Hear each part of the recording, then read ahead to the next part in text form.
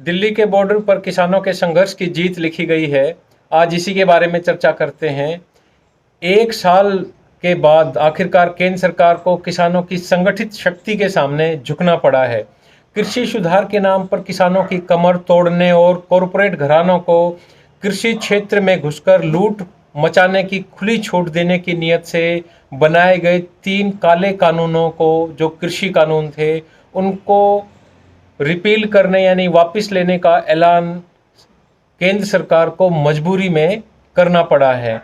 यह किसान वर्ग की संगठित शक्ति की जीत है, लेकिन सरकार के अहंकार और हठ के सामने करीब 700 किसानों की जान चली गई। सरकार और सरकारी संरक्षण में पल रहे कुछ संगठनों ने किसान आंदोलन को बदनाम करने में कोई कसर नहीं छोड़ी।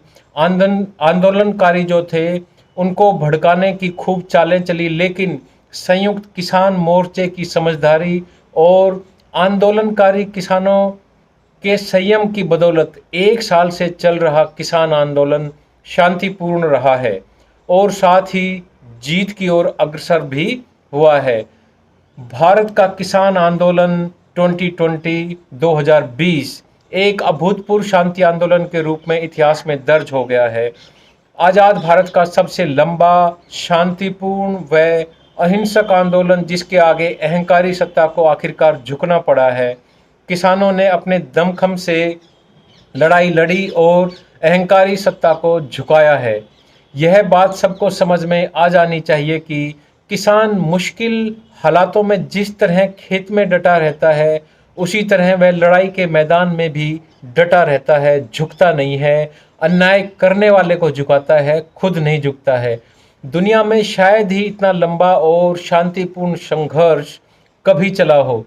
सत्ता के मद में मदहोश केंद्र सरकार ने किसान आंदोलन को कुचलने के लिए, साम दाम दंड भेद से तोड़ने के लिए फूट डालने के कई प्रयास किए, पर पार नहीं बसी। केंद्र सरकार की एक न चली। किसानों की बात सुनने और उनकी समस्याओं का समाधान करने के बजाय उन्हें खालिस्तानी, आतंकी, देशद्रोही तक कहा गया।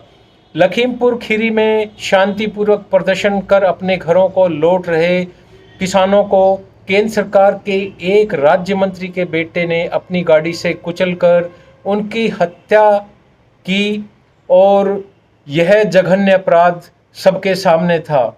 पर इस पर भी केंद्र सरकार टस से मस न हुई और केंद्र सरकार का दिल बिल्कुल भी नहीं पसीजा। यह सब किसके लिए किया जा रहा था, यह किसी से छिपा नहीं है। उद्योग और व्यापार, इन 2 क्षेत्रों पर पूंजीपतियों एवं कॉरपोरेट घरानों का पहले से ही एकाधिकार है। आखिर किसान जीत गए, मगर 1 साल पहले की तस्वीर को हम याद करें तो यही सरकार और मीडिया किसानों को मवाली, आतंकी, देश के दुश्मन, आंदोलनजीवी और न जाने क्या क्या कह रही थी। किसानों के सामने कीलें और तार बिछाए गए। उस एसडीएम को याद कीजिए जिसने किसानों के सिर फोड़ देने की बात कही। आंदोलन में जिन 700 से अधिक किसानों ने जान की कुर्बानी दी, यदि सरकार समय रहते मांगों को स्वीकार कर लेती तो इन घरों में आज अंधेरा ना होता।